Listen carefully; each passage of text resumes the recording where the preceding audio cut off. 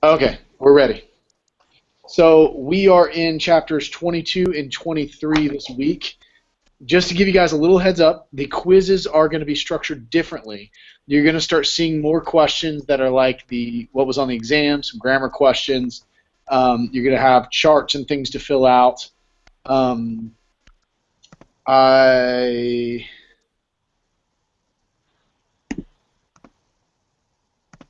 um, I thought there was going to be inflected meanings on the parsings. Yes. Okay. Yeah, there are going to be inflected meanings on the parsings. There's going to be a lot other stuff, so you just need to be prepared. Um, uh, yeah, need to be prepared for those things. So as we prepare for this section, know that the quizzes are going to look different, but also know that the reason that I know there's been some confusion on preloading the quizzes and things like that. You guys need to know that the goal of all of this, from Briones and Ryan Reeves and everybody at school, the goal of all this is because they think you're actually going to retain more information this way by preloading and then getting to the weekend and going over everything to where it's kind of different than last semester where by the end of the weekend you're not just numb, you know, with all kinds of new information. You've got some, you can look out into the future, but there's a little bit more of a preload to it. With that being said, don't go into your quizzes with extreme anxiety. There's some communication about how to make sure the quizzes, because of this shift and the fact that you're not going to go over it first, there's some conversation uh, about how quizzes may not impact you negatively as much as what they did last semester. Does that? Yeah. So I don't have any guarantees on that, but I do know that the school, Briones, and everybody is looking out for your best. So don't be anxious about anything. If you don't make hundreds on all the quizzes, you're not going to see it really mess with anything. The quizzes are going to be a little bit more challenging, and they are going to be preloaded, but all of that is to get you thinking through the material before you get there on the weekend. So. Um, So, of course, I don't have my password on my iPad. Fantastic.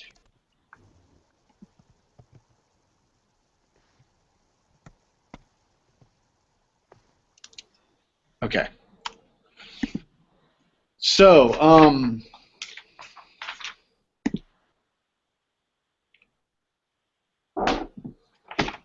So, as we enter the aorist tense, hopefully some of you have read through this already. The aorist is different than the present in the sense that the present communicates a continuous action, so it's ongoing. I was eating, or I am studying, right? The aorist is sort of the default. You will find as you translate scripture, almost most verbs are in the aorist. That's like the default verb, and it's an incomplete action. And generally, it's translated in the past, but it doesn't. Again, carry that lightly. It doesn't always mean past tense. But the aspect is more undefined. So it's instead of, we would bring it across for right now just as sort of a past tense verb. Instead of I am studying, it would be I studied. And so your normal aorist would be, your normal inflection would be the ones that we just add ed at the end of the word, right? Which is kind of funny because as I think about this, as I was going through Greek and still today, I have very young children, and as they learn how to speak, everything they put an ed everything on everything, and it's just really cute as they walk around going I eated, or yeah, it's just funny. So, but we usually put an ed, and that's how it would be a normal past tense to where it looks like our present tense word with an ed at the end. An abnormal one would be where the stem literally changes. So take the example I had of I eat, I am eating would be a present tense, and aorist would be I ate. We literally changed the tense of the word, and it made it undefined. And so that's essentially what the aorist is doing, and just like those two examples in English, you have a second aorist, which is your abnormal. No, it's your normal. And then your first aorist is second aorist is your abnormal, first aorist is your normal. So, second aorist is going to decline almost exactly like the imperfect. And so it's got the augment on the front. It's got the same endings, nu, sigma, blank, mente, nu. Everything looks almost identical to the imperfect. So the question is, how can you tell a second aorist verb from an imperfect verb when you have the same word? And the answer to that question is, this is the one where the stem literally changes. So you'll know it's aorist if the stem does not look like the lexical form.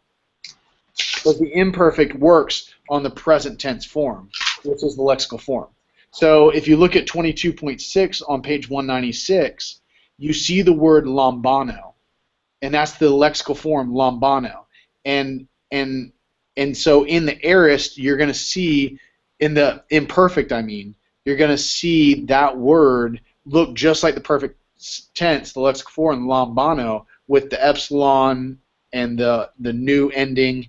But in the aorist, it's going to lose the mu in the word, and it's going to be elabon. And that's how you're going to know that this is aorist and not imperfect. Does that make sense so far? Yeah. Yeah. It's a little bit of work, but it's really not overwhelmingly hard. Because what would lambano be in the imperfect? Oh, I see it. Okay, it would. Elabon. Yep. So it takes, in second aorist, it takes the root.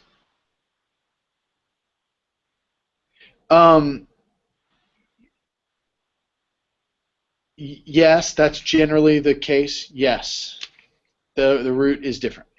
Well, the stem is actually what's mutilated. The stem probably is closer to the root. Yeah. So.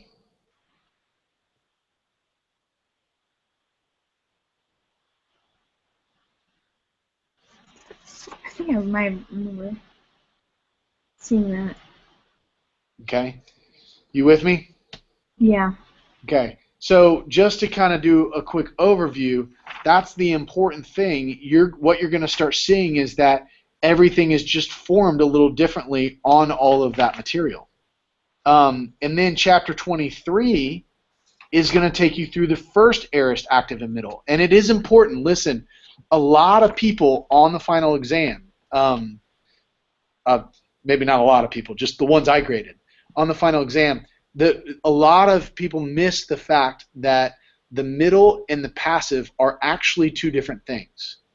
How Mounce ruins you is in the present, Mounce combines middle and passive, and then you learn it that way, and then you just assume that from that point on it's the same. But the truth is middle and passive are two different things. Hey, man. Good to have you, Eric. Thanks a lot. Yeah. So I was just saying that a lot of people in the final miss the fact that middle and passive are two different things, and you need to think about them as different things. It's just as we learn them in the present tense, we learn them at the very beginning as middle passive together. And a lot of people made the mistake because in the future, we already learned the future tense. In the future tense, it is not middle passive. It's middle or passive. They're two very different things. And so those who put on the exam middle passive did not get that right on the parsing because it's not passive. It's only middle. And then the same thing for the aorist. There's a totally separate passive. So the aorist, this is only middle that is gonna be dealt with. And the middle is very similar, especially in the first aorist as you would. It just takes those secondary and middle passive the secondary endings main sa ta metha essa nta. And so that's how you know. And anyway, so that's the first aorist. The second aorist, or the first aorist, the second aorist we just covered. First aorist now are the words that look exactly like the present tense. Okay, and keep in mind a verb is only going to be first aorist or second aorist. It cannot transfer between the two. Okay? It's not like in some sentences it comes across as a first aorist, and in other sentences it comes across as a second. It will always be one or the other. So lambano will always be a second aorist verb. When you see it in the aorist, it will always be elabon, kind of like cinnabon from. Anyway, that's how I remembered it. But anyway, so but in the first aorist, the verb looks the same. It takes the stem. The aorist stem looks the same as the present stem. And so now you need something to help you identify it from that present and imperfect. More the imperfect, not the present. But you need something to help you identify. So in the first aorist, what you're going to get is you're going to get a tense formative. And that tense formative is going to be a sigma alpha. Okay? And that is going to be what tells you, and that's going to be a lot of your aorist words you're going to see. What's going to tell you is that sigma alpha at the end. And then really after that, guys, this is the great thing about Greek too, is you've learned the structure. After that, it just follows all the same rules. A liquid verb can't take a sigma there, so just like the future, stuff, it can't take a sigma there. The sigma can't hang out behind the liquid, so it just takes an alpha formative, tense formative. That's it. So you're going to know it's liquid by the alpha tense formative, and that's over on page, or 2313 on page 207, and it's just because behind that liquid you can't have a sigma. So, but you're going to identify it by that alpha there. The only place that gets a little tricky is in the third person singular, but nonetheless, it is what it is. Let's take a quick look at 23.11, stems ending in a stop. So you've got some stems like blepo. There's actually a good number of stems, op, but it follows the same setup. You've already, in 23.11 on page 206, says you have already seen how the stops change when followed by a sigma in both third declension nouns and verbs in the future. What is true is the future is also true in the first aorist. First aorist stems ending in a labial form a psi when joined with the tense formative. Stems ending in a velar or guttural, including also verbs, form a chi or xi. Stems ending in a dental, including itso and otso verbs, lose the dental. So you can see what's happening there.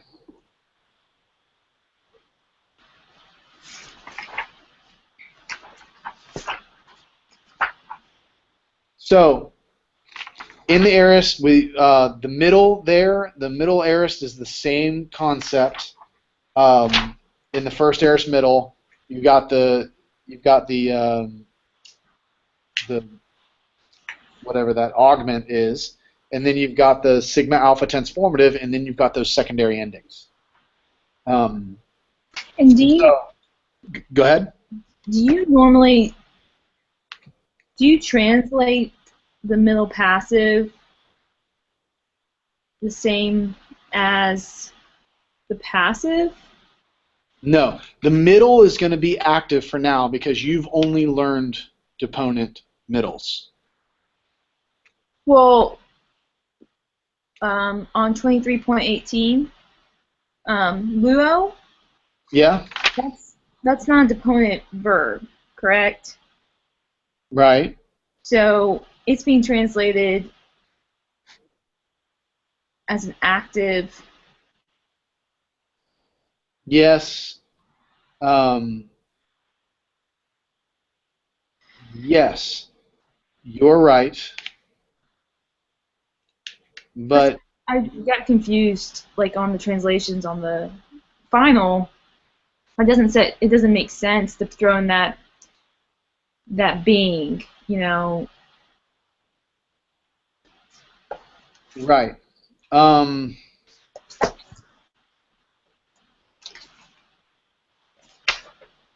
Yeah, elucimane. I don't know if it's just showing you.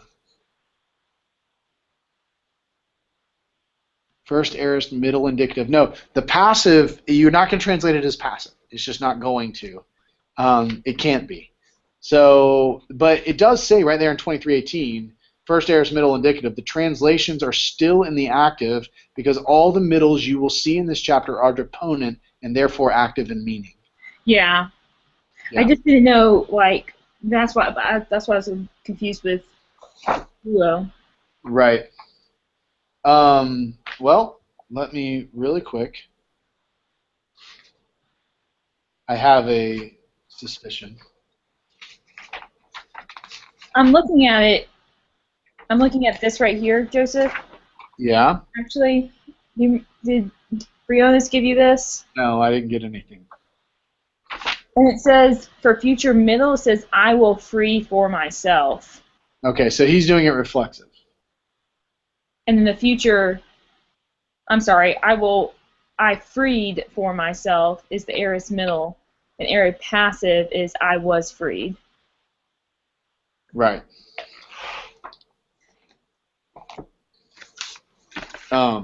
Yeah. So in the middle, he's probably, yeah.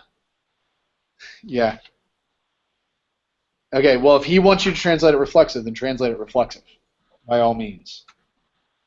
The middle, like, again, it's kind of funny in grammar because we teach this. The middle, nobody really knows what it's about. Got it.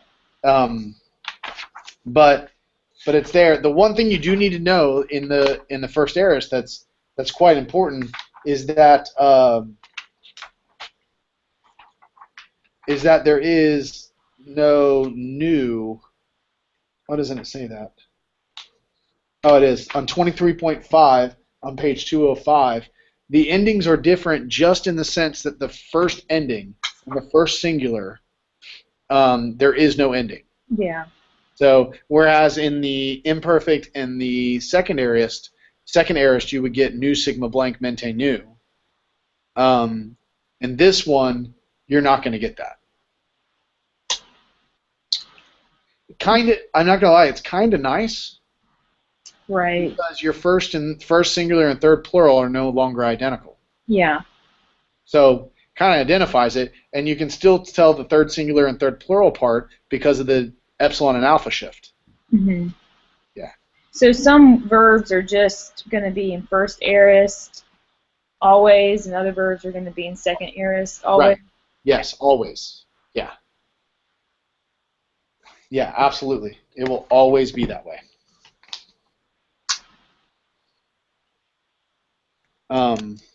So is it helpful to memorize that?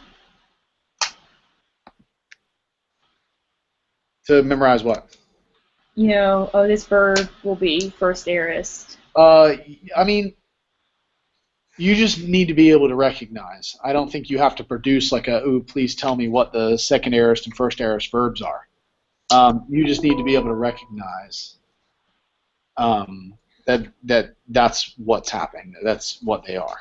Good. And you need to be able to tell them apart from. It's kind of easy because if it doesn't look like what you learned in the vocab, then it's a good chance that it's a second aorist. So if it doesn't look like lambano, but it looks like it's got an imperfect augment with an imperfect ending, but the stem is different, then you just go, oh, that's a second aorist. That's easy. Gotcha. Yeah. So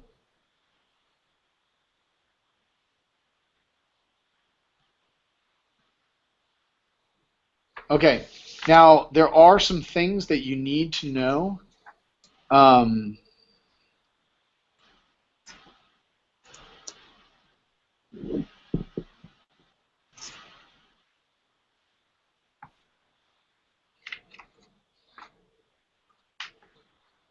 Okay. You may want to have some of these paradigms well known. Yes. For instance, the paradigm in 23.5, I especially out of all the paradigms, I really like that one. Okay. That's actually one of my favorites. Got it. And if I were you, I would, I mean, I don't want to force myself on you guys, but 23.5. But even the part when it talks about the ending imperfect and second aorist. What do you mean? In the book, there's a column for first aorist, translation, ending, imperfect, second aorist. Yes. Yeah, well, I don't think you need to worry about the second aorist, but the luo verb, you definitely want to know how to fill that out. The ending in the imperfect? No, I think you need to know how to do the whole word luo. You need to be able to know how it declines completely. And just first aorist? Yeah. I think right now you want to know all of it. Now, the fact is that luo's not in the second aorist. So you only want to know the first aorist, and you're not being quizzed on the imperfect. So, yeah, I'd say the first aorist is the important one. You may want to know the second aorist also, elebon, but that's actually pretty easy. In chapter 22? The 23.5. Just look at the very right on that same paradigm. Oh. The very right, elebon, the second aorist. You may want to know how that declines too, pretty well. Okay. Yeah. And then our professor last year, when we got to this point, or I say last year, I guess the year before, whatever, whenever I did Greek forever ago, our professor made us memorize the entire master verb chart.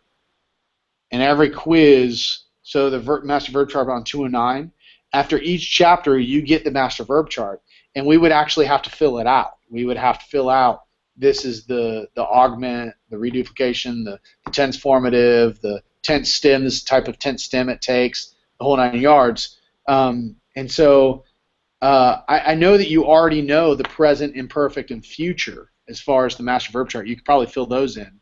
But you may want to know, just to have in your head for this week, you may want to know the last 6 lines of that master verb chart of the aorist. Okay. Yeah. Because it's going to help you. And knowing the whole master verb chart, by the way, is actually very helpful. So.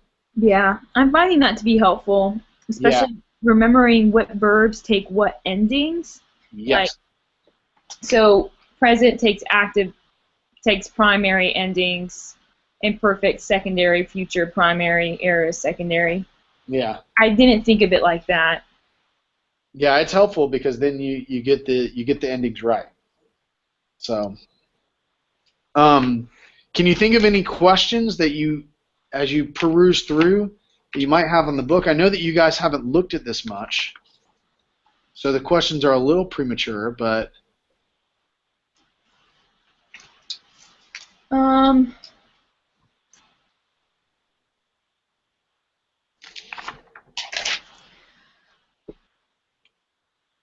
I did.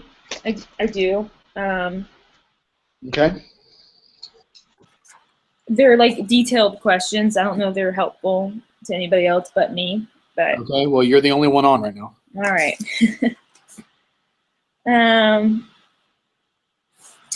So on page 200. Yeah. At the bottom, you have a list of previous words. Yes. And, the aorist format is, I guess he puts those there because they're very different or something. No, it's not that they're different. It's just like gnosko. Okay, he's showing you that in the aorist, it's going to be egnon. Yeah. So can you tell me what type of aorist verb that is? First or second? Second. And by the way, I don't think you really need to be able to tell if it's first or second. It just helps you think through it. Yeah, it's second because there's no sigma alpha. No sigma, no alpha, and it is different than the present stem, right? Yeah, because the second aorist has a different stem. Right. Yep. And so all of these are going to be second aorist. Ekbalo is exabalon, which in the imperfect there would be 2 lambdas there, just like the present. What happens with that XC? Exabalon? Yeah. Yeah. That's I forget that rule. I don't know that there is a good rule for that. Okay. Where is ekbalo? When do you get that word? Have you ever had it? It was just like yes, I do remember going over this in class. It was like a random rule that happens with ekbalo.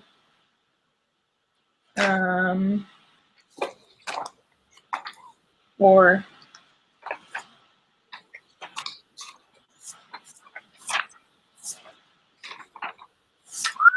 something to do with future, maybe.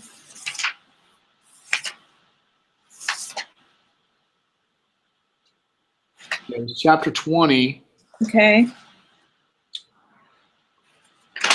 Where they covered it in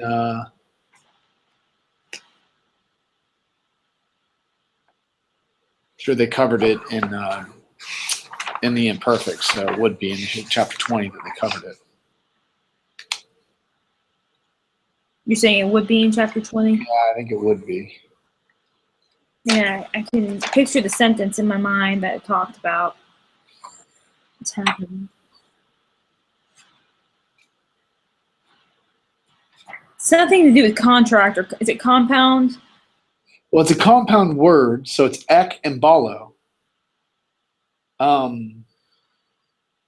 So the augment goes between the two. And movement sometimes turns into an XC. I guess with a word like a velar, maybe. Yeah. Okay. So with Erkamai, it like completely changes. yes. Now, why is that?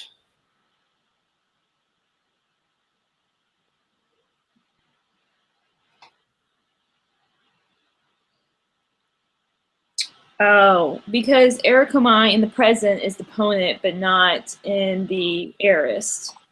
Okay, good. You are right about that. It's not in the aorist. But why does it completely change like that? Because Erkamai has two roots, and It this does. aorist is being based off of that second root, I'm assuming. It is. The second root is what? Do you remember what the second root is? I think it's like Eluth or something like that. It is. It's Eluth. And so it's actually on page 170, 20.7. It's epsilon, lambda, epsilon, upsilon, theta. And so it's Eluth, right? But this is a second aorist because the stem has changed a little bit. Yeah. If you notice, the epsilon, upsilon between the lambda and the theta have gone away. Yeah. And with the augment, it lengthens, oblate, the epsilon that's at the front, Eluth, it lengthens that to an eta. So, it is true that the consonants carry the meaning of the word. Yes, for the most part, the consonants carry the word. So the vowel, if something's going to change in a word, it's going to generally be the vowels. Yeah. Or a duplication. So it's going to be those things. But if you remember the consonants, you're going to be able to pick out what word that is. Yeah. So aelthon is Eluth, but it's got a different aorist tense stem, and so it doesn't need the sigma alpha. And in the aorist, it's aelthon. Yeah. That easy. Now echo. What about that one? That one changes as well. In the future, I know it does. Okay. How in the future does it? I'm looking.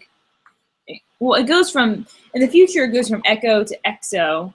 Okay. Why? Whew. All right. Why does it do that? I'm really straining you here. Yeah. I need to remember my future rules. It is. The future is exo. Do you remember at all the root of echo? Do you know what the root is? I can see on this chart. I want to say it's ek. No. Sex. Or sec, right? Okay. So sec is absolutely the root. And we just, in the present, it mutilates that root, and it takes, the sigma drops off the front. And so in the present, we just get echo. Yeah. And so when it goes into the other forms, all of a sudden that sigma starts popping back in. Got Because it. it's part of the root. So in the future, you get X. You get exo, which is not, that root is not popped back in, because that's just the sigma future transformative square of stops with the key, right? So exo, but in the aorist, all of a sudden, we see that sigma. Yeah. And the epsilon dropped out, so it's actually a second aorist. It doesn't need the sigma alpha afterwards to tell you it's an aorist, because the epsilon drops out. So escon. with the augments, if there's already a vowel like epsilon, it doesn't augment to an eta? It does. That's what happened on Aluth, Aelthum. Where are we? I'm sorry, the one right above Echo on 200. Yeah. So sometimes it does that, sometimes it doesn't. Very rare does it not. When does it not? Do you have an example? I mean, right here, like with ekbalo and exabalon. Yeah, but there's no, where's the augment on that one? Oh, it's after Ek. the yeah.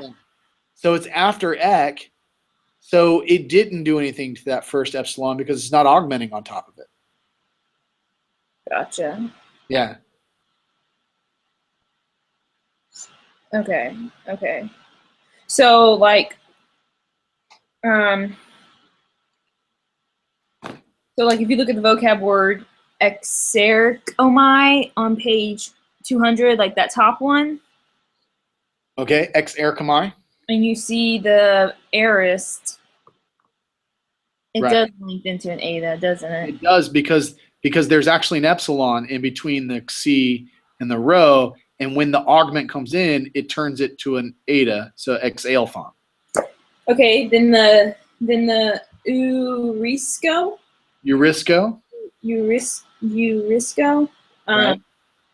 you have Uron, and that one doesn't do it. Yeah, something goofy happens there because of you see the circumflex. So something goofy happened, and Mounce doesn't really care to tell you about it. But something happened. But you're right. The augment on that one just kind of went like, oh, okay, fun. There's a diphthong here, and we're gonna turn into a circumflex or something. Gotcha. Yeah. So, but those are more rare. For the most part, if you look at look at pros erkamai, that does the same thing. Pros aelthon. Let me see. Okay. Yeah. So that's literally it's compound, pros and erkamai, Yeah. and the augment goes in the middle of them. That's why your vocab is very important. Exactly. Okay, so it's doing that thing again in I'm telling you that there's something with the diphthongs that it doesn't mess with. No, with the prosuxomai, it becomes the Okay, why is it doing that, Aaron? we're trying to find that rule. No, that's not the rule. That's not dealing with that, because that's not an augment doing that. That's in the middle of the word. No, I know. I'm talking with that was the same rule that we were trying to figure out with ekbalo. No, it's not. That's what I'm telling you. Because Egbalo is doing it because the augment is going in between them, and to make it sound better, it's saying exbalo. Oh, okay. Exbalo. What I'm telling you is that this isn't happening because the augment. That C is there for a different reason. I don't know why it's there. I don't know why it's there. Okay, well, think about the aorist. Is that a first or second aorist? Second. Why is that?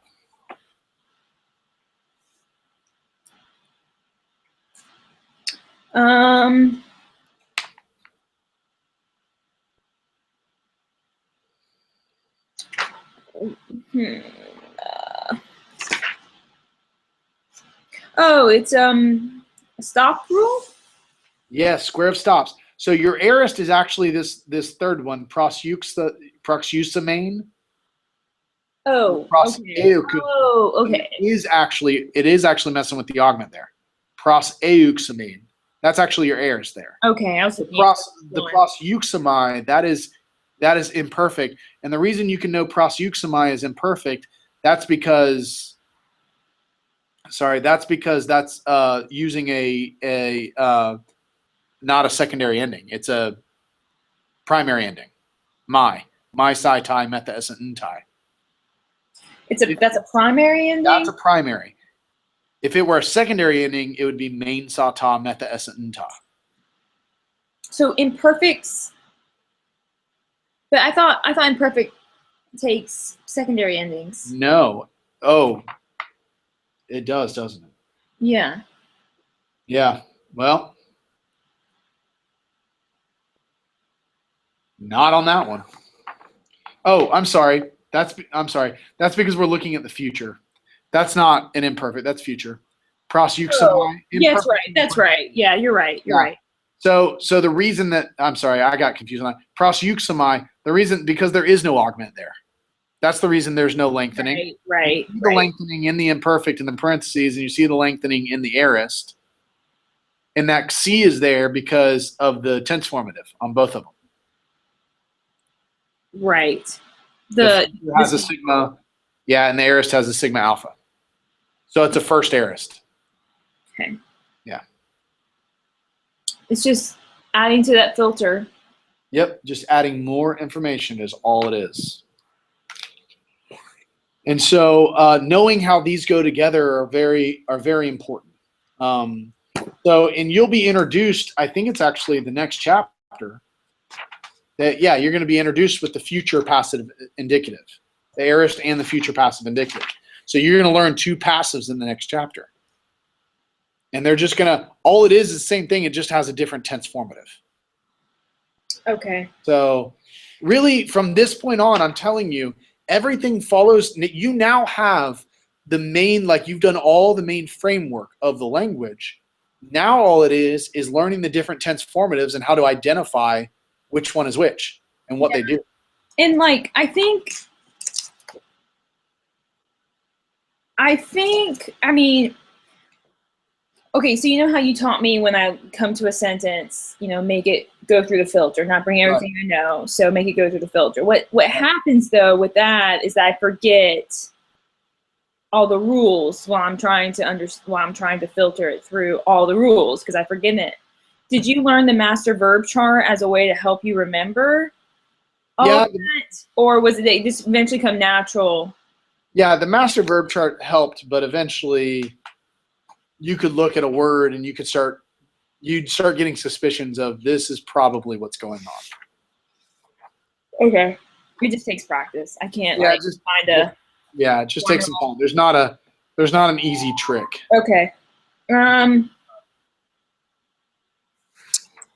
So can we? So some of the roots of these words are weird, and maybe I don't really need to know that. I don't know why I was asking you about that, but I wrote it down. So like on page 199, acercomai. Yeah, acercomai. And I was looking at what they were saying with the root, and I was kind of confused by that. Why were you confused? I just didn't understand what they were doing with the plus signs there. I'm like, I'm not. Right. Well, it's a compound verb. It's a compound verb? Yeah, it's a compound verb. So ace is your preposition. Okay. Into, and erkamai is your verb. So ace plus erkamai. So it's giving you both words. It's saying the root is actually erk. It's adding ace to erk. And then the second one is showing you that you already know the root changes. And so it's ace plus aluth. Okay, so okay. See that? And then that makes sense. That just totally helped me understand that with all because it's all dealing with erkamai. Right. It's all dealing with erkamai. So that word is erkamai. Your next word, ex erkamai, is just erkamai with x. So here I have another question. Therefore, with the aorist, are there going to be deponent verbs that are aorist? Yeah, you do have deponents that are aorist. Look at 22.16 on 198. On 198. Yeah. Okay. So when you have the main ending, it's aorist. Yeah, when it's on main in the on your card, like when you memorize your verb, if it's got that middle ending, then it is a deponent in the aorist. So would you put, for the case, would you put deponent or would you put aorist? No, you put both. Oh, you're talking about When I'm doing the quiz. You said three things that don't match. You said case. Okay. Verbs don't have case. Okay. You said, do I put aorist or deponent? And both of those things are needed when parsing. So you would say on this one, you would say, yes, this is a first singular aorist deponent indicative verb.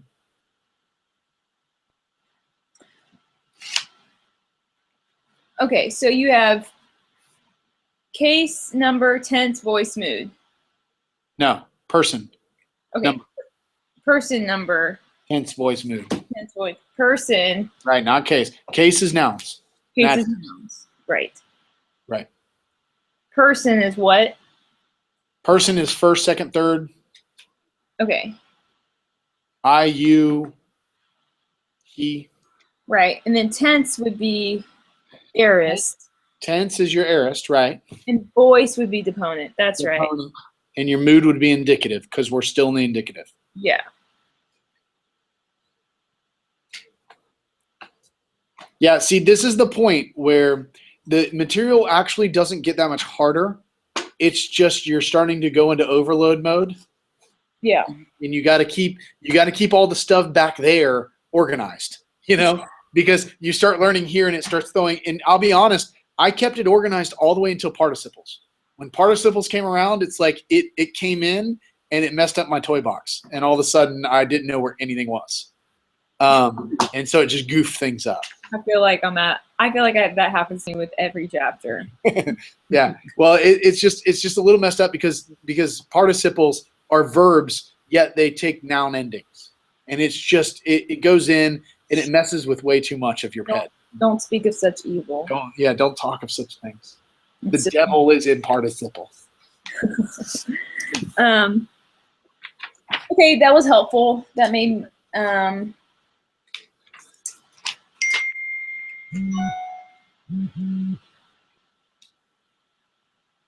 Okay, so we've got the main idea. Aorist is undefined. That's just what it is. Generally, we think of it in the past tense, but I encourage you, don't think of aorist as past tense. Think of it as undefined. Okay? Okay. A lot of times it will be referring to something in the past, but it's an undefined action. So when you say undefined, meaning, because imperfect is continuous action. Yeah, it's continuous. So the difference between continuous and undefined is that there is no movement. It's looking at an event as a whole. Mounce tries to describe it a little goofy. He talks about a parade. The difference is like a present tense would be you're down on the street and you're watching the parade. And the parade is literally moving by you right there. Okay? Aorist is more like you're standing on top of a building and you can see the front of the parade and the back of the parade. Okay, so but how would you translate that? Like I guess imperfect was I was freeing was imperfect active, and an aorist active is I freed. Right, I freed. Yeah, it's not, but what I'm saying is that in English, it's going to come across as past tense. Okay. So I'm not trying to destroy that with you. But what I'm saying is that when you're studying Greek, you need to understand that it's less about past tense as it is about a completed action. Or about like an undefined action. An undefined. It means it's not like, it's really difficult. You can go back and read a little bit on aspect, but it's all aspect. And they're going to tell you, all your grammarians in Greek are going to tell you, you want to focus on aspect over tense. Tense is your past, present, future. Mm-hmm. and they're going to say that this stuff communicates more aspect than it does tense. I don't know anything about aspect. Aspect is this continuous, this undefined type of thing, and that's going to become we're used to in English. right. Okay. Yeah, it's kind of like, when Jesus died on the cross. That's perfect. Never mind. Okay. Yeah. Anyway, All right. but we haven't gotten to perfect. I'm not going to confuse you. But it's really interesting when you go study the statement of Jesus dying on the cross and saying it is finished. Look at that verb finished, and it's pretty important the form that it's in because it's communicating an aspect that's theologically important. So yeah. Yeah. Okay. So as far as grammar goes, parsing, obviously. I would highly, highly recommend that you weigh on the workbook. Don't take your quiz, and this is for everybody, don't take your quiz until you have parsed the workbook, chapter 22 and 23. Okay. Parse it twice. I did exercise 22 once. Okay, good. Yeah, parse it up. Parse that. And I would recommend doing the translations at least 1 through 10. Because you never know. You might see one of those translations on the quiz. It always helps when you're on the quiz if you've already translated it. Yeah. Yeah. Okay. Strictly chapter 22 and 23. Yeah. Okay. You're saying parse the workbook chapter 22. Is that Mike? Yeah, 22 and 23. Yeah, Mike is here. No, I'm not here. Mike. Yes, dear. How are you? I'm good. How are you doing? Oh, not too bad. I just stopped in. See if I can learn something. Yeah. So, Aaron, what do you want now? You've got like 15 minutes. Yeah. It's all your time. Okay. Since nobody else signed on. Or Mike. Mike showed up, so Mike. I'm just here to listen and absorb like a sponge. Let's do some translations. All right, hit it. Tell me where you want to work from. I haven't done none, so you want to start with number 1? What did you say? You had? I haven't done any, so you want to start with number 1? I think you said you haven't done none. Okay, I'm learning Greek, not English, Joseph. Right. Track 1, track 2. Are we done tracking? Yeah, there's no more track 2. Just get rid of track 2 from your mind. What page? We're gonna be on page 84? Nope, I'm sorry. That's exercise 21. We're on somewhere around 88. We're on 88, yes. 88. Oh my gosh, I'm so tired.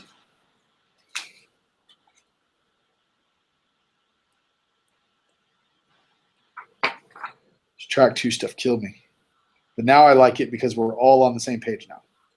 Okay. Yeah, because I'm looking at this and going, I know I did all this work, but this is track 1. Yeah. Yep. Okay. Yep. It gets goofy. Yeah.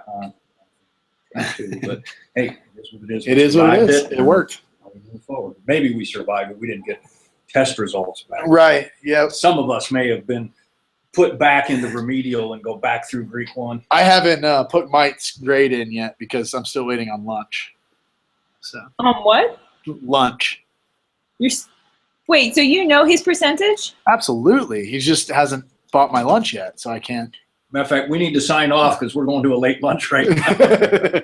Just kidding. Mike, he doesn't know. Yes, he does. I did all the grading with all. You don't know the percentage. Right. I don't know what Brandon is going to put in, but I'm within a point. Okay. Well, hello. Then why could you tell me? It's got to be official. I can't say anything. It's got to be official. We can talk off air. Anyways, let's do number 1. Let her know she did better than me and she'll be happy. All right. So, what number? Let's do number 1. Number 1. Here we go. Can you read it for me? Yeah. Christos hey thonin huper tone amartion hemon kata tos graphos. Okay. Okay, so my verb right here is apathonin. Is that how you pronounce it? Yeah. Okay. And You know this verb. yeah, it means I die, but it's I'm gonna parse it for you. Okay. So it's oh man. On SN it's third person, Okay. singular, aorist, active, indicative. Okay. How do you know it's aorist? Because it's augmented, Where's the augment? it's with the epsilon, Okay. and there's a secondary ending. Okay. I don't know if that's helpful in differentiating it from the imperfect. Wait a minute. No, the imperfect and the aorist are formed exactly the same, secondary ending and everything. So how can you tell a difference? What's the lexical form of this word? Oh, it's apothenesco, but it's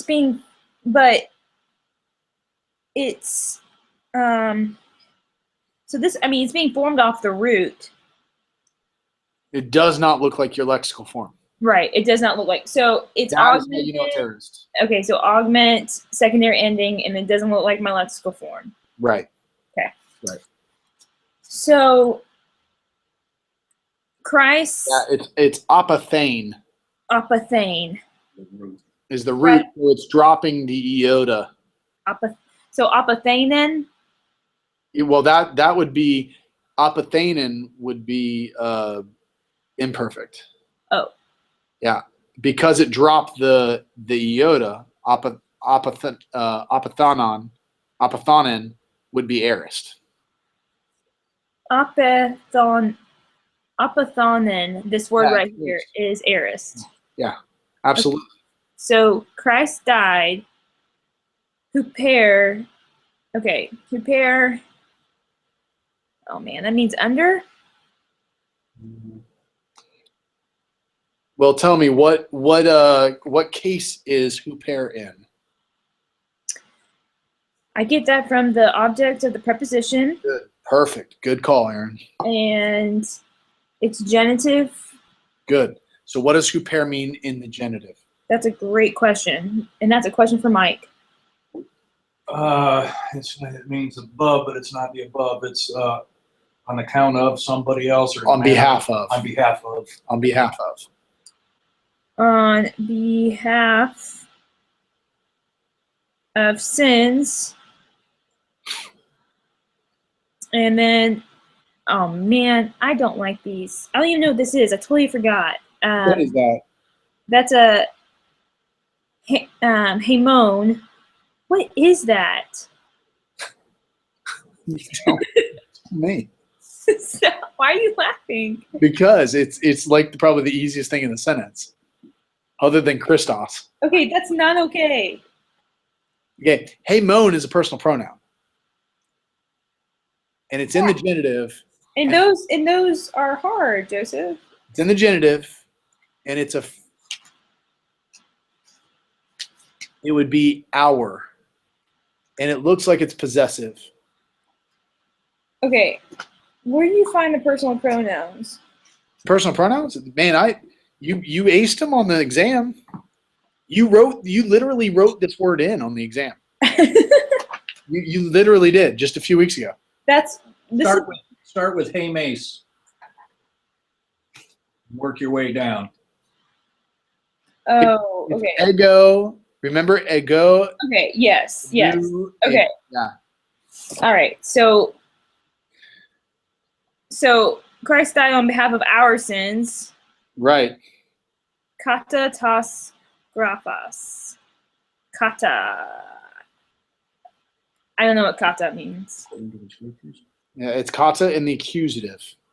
In my kid, it's according to the scriptures. According to scriptures. Yeah, down from according to. Kata. I need to go over my vocab. Prepositions are the hardest to retain. So I got to the point when I got into the end of the indicative, I actually had a pile of vocab cards which were just prepositions. because I had to review prepositions regularly because prepositions are the first one. You're cramming new stuff in. Prepositions, for some reason, seem to be the first ones going out your ears.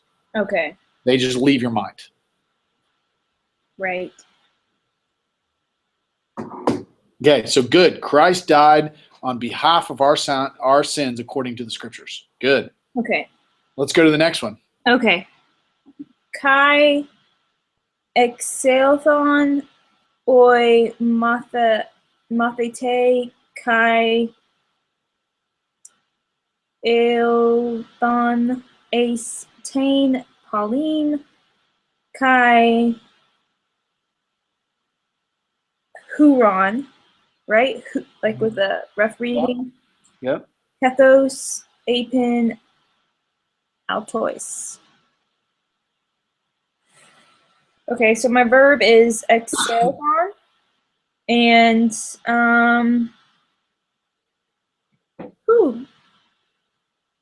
I know the word is exerchomai, Okay.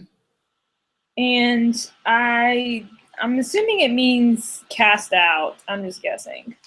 No, that would be egbalo. Would be Oh. cast out. Ex erchomai would be like go out. Yeah, I go out. Okay, so this is a third person plural Okay, why would you say that? because the subject is plural. Okay, good. What's your subject? Oi mathete. Okay. That is good. That is a good indication that it's a third plural. So the disciples go out and go into the city. Okay, now I think you want to. I think you parsed ex althon, and you're parsing althon, but what are you parsing them as? Are they present? Are they imperfect? What are they? Exalthon is aorist. So, oh wait, the disciples went out. Went out because of aorist, right? Yeah. Right. So the disciples went out and went. Good. Into the city. Right. And oh man. Oh man. And found. That's good. Can you parse that for me? Third person plural. Good. Because the disciples are still the subject. Right. Aorist, active indicative. From what word? Eurisco. Eurisco. Good. Eurisco. Yep. Now you do know that's where we get our English word. Well, it's not really English, but you know that's where we get the word eureka, right? No. Yeah. Eureka literally means I found it. Yeah, eureka. Okay. Yeah. So. Kathos. Oh man, does that mean grace? No. Kathos is comparative. Is what? Imperative. Imperative? Yeah. Comparative. What does that mean? It means like just as or as like. It's comparative. Okay. So just as he said? Okay. Wait, no. Yeah. He said right. To them? Yep. So the disciples went out and went into the city and found just as he said to them. Disciples went out and went into the city. Right, or came into. You could put came into. So the disciples went out and came into the city. Just as he said to them. And found, and it you could add, just to smooth it out, you could add the word things. The disciples went and went into the city, leaving things. And found things. Just as he said to them. Oh, and went into the city and. Kathos means just as or as, like. Oh, okay, and found. How do we know if it's things or if it's a person? Well, Context? you don't. I'm just saying you could add that because context would tell you that it's the things he told them. Okay. Yeah. Gotcha. Yeah. Joseph, I've got to go to a meeting, so I'm I gonna know. peace out. Enjoy. Thank you. Hey, I might are you super busy on Wednesday now that you're senior pastor? I mean, yeah, probably. What's up? Okay. Well, I might ask you more questions because I haven't really studied this too much. But Okay. if you're not available, no worries. I just might text you. Sure. Sounds great. Okay. All right, Thanks, Joseph. All right. Bye. Bye.